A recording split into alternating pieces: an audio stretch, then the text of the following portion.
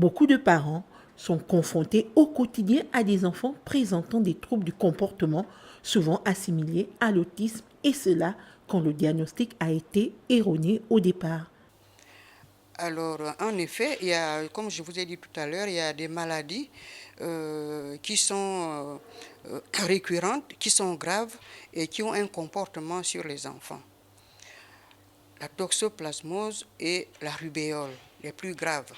En effet, quand une maman contracte l'une de ces maladies, elle expose son enfant des séquelles graves et que la médecine a nommé le syndrome polymalformatif qui associe le retard psychomoteur, une déficience intellectuelle. Même si certains symptômes peuvent être parfois similaires, ces maladies résultent de facteurs différents et nécessitent des approches variées répondant à des besoins différents. Il faut dire aussi que les autistes, il y a plusieurs sortes d'autistes.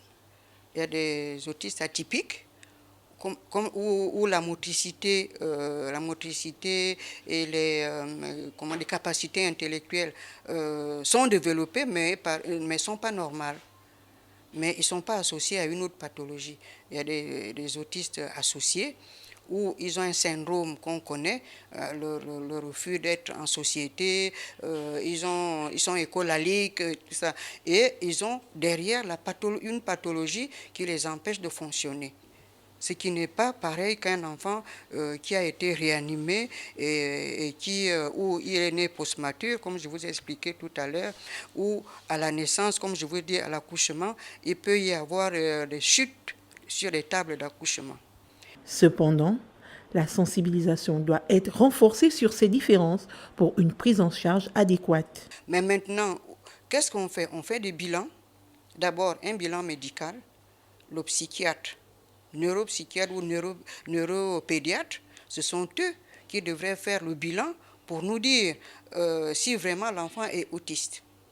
En règle générale, lorsqu'il y a ces pathologies, ces enfants-là reviennent pour des rééducations simples, prescrites par des médecins.